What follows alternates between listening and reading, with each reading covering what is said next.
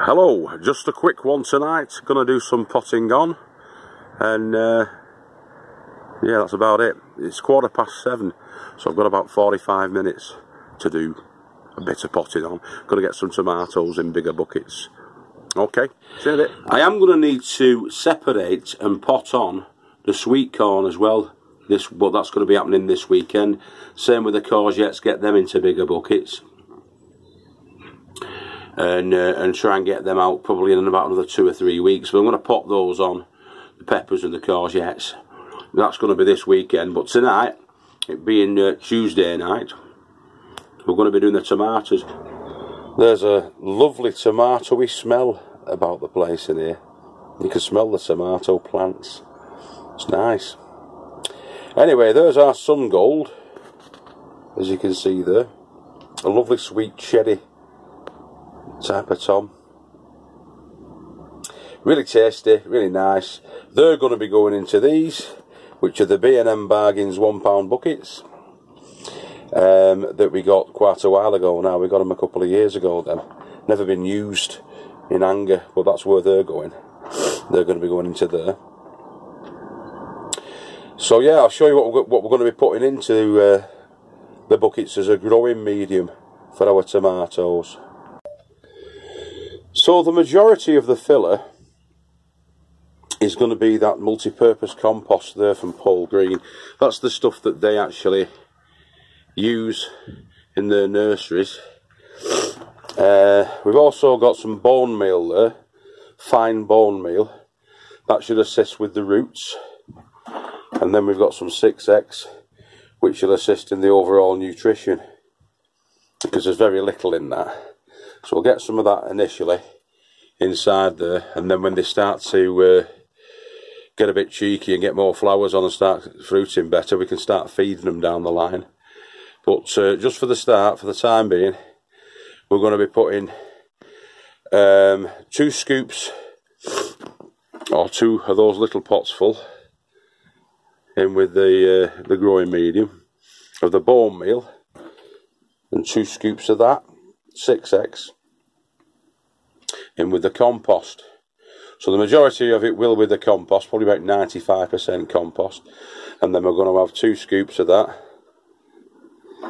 Just to give you an idea of scale, it's like a small beaker size of the bone meal for healthy roots and whatnot.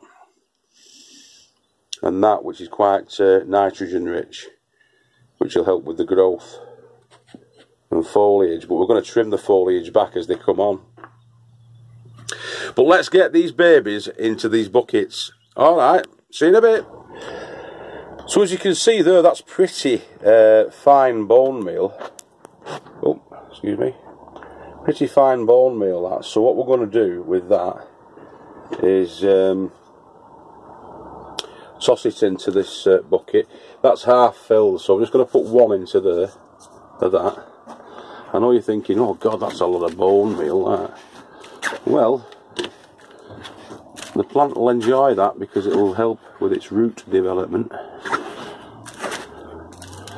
People use they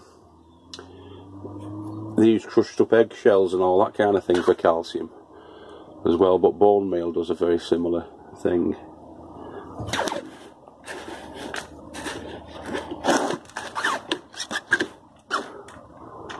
So there's 1. We get the 6X. Get a good handful of that. In goes the 6X.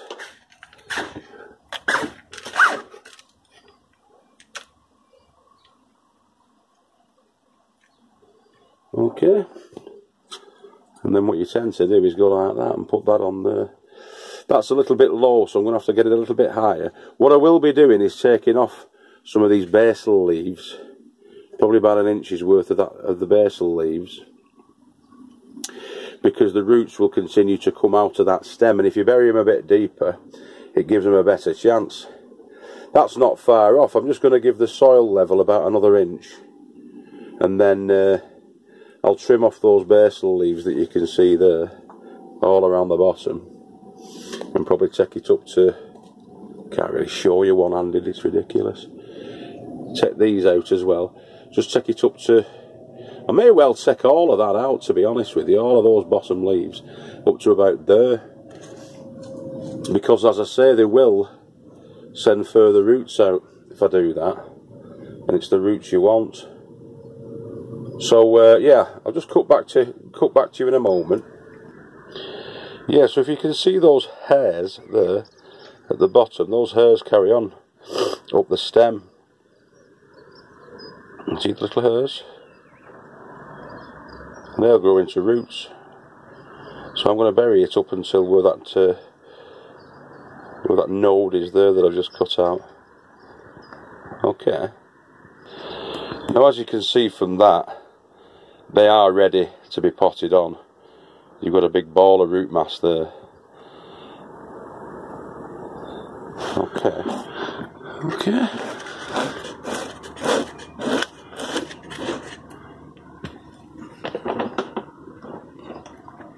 A little bit more of that stuff. Bone meal.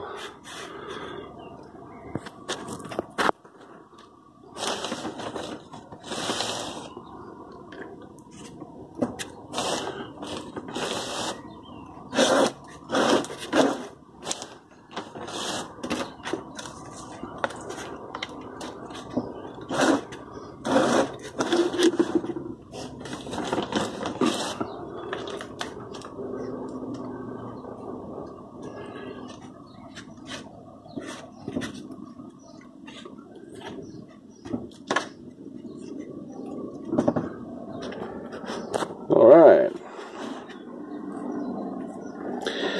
Yeah, now you see these things in the sort of armpit.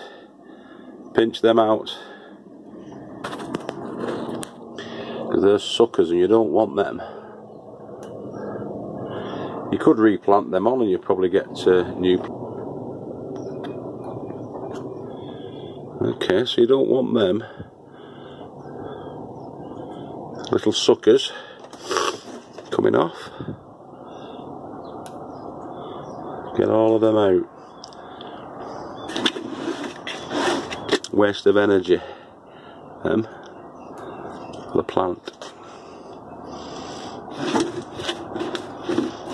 You can see that it's already started flowering. That's your main stem coming up. That bit.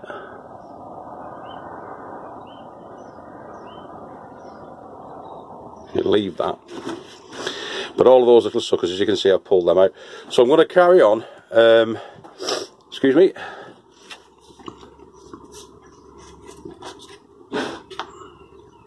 Stick our sun gold in.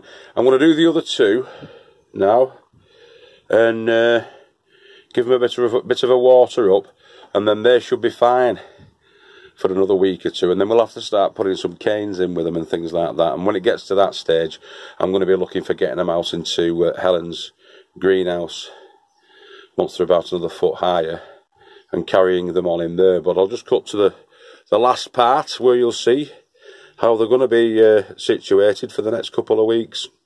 Alright, and there you go, 3 toms nicely potted on for you. So we're giving them a bit of a water, and water in. Try and do it around the base really, and keep it away from the leaves.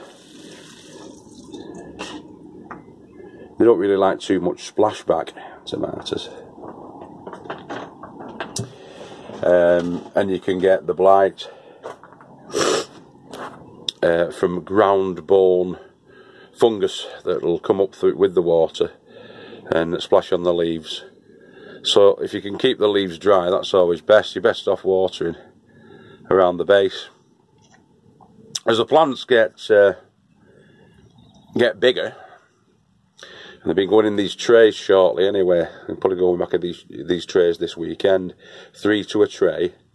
And what Mick did last year, and it seemed to work fine, was he watered the tray and let the roots soak it up through the base. Watered the tray and let the plant draw it up. But when he fed around the base from the top. So he watered from the base of the pot, and he fed on the top, and that seemed to work great last year because he had more tomatoes than you could shake a stick at. They did much better than mine because I'd never done them before. We were growing them in the same polytunnel, but he thinned his out like that, had them running up canes, watered from the base, fed from the top, fed I think once a week or something like that from the top. Joe feeds with the comfrey feed. But what I think we'll do is we'll just plot the progress of these tomatoes, and as you can see there are more sort of sun gold and black Russian tomatoes and all sorts that Patricia at Sow and Grow gave us. And there's some mix over there, mixed mystery ones over there, different types there. Okay, and we'll see how we get on. Same with the peppers. We'll get the peppers in shortly. So yeah, it's getting quite overcast now, and like I say, I've only nipped down for a short period of time. I got down here about 20 past 7, something like that, and it's took us about 10 or 15 minutes to pot those on, along with the sort of filming as well. It's knocking on for 8 o'clock now, so I'm going to get myself off. But yeah, have a cracking rest of the weekend. It's Tuesday today. There's only tomorrow and Thursday, and then it's the bank holiday weekend. I hope you're all off this bank holiday weekend. If you're not and you're in working, well, God bless you. Somebody has to, don't they? But I'm off until the following Wednesday. I've got the Friday, the Saturday, the Sunday, the Monday and the Tuesday off.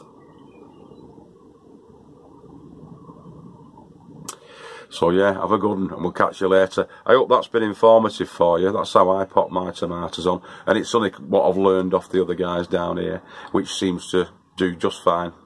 Okay, but we'll plot the progress of that as we go forward. Alright, see you later.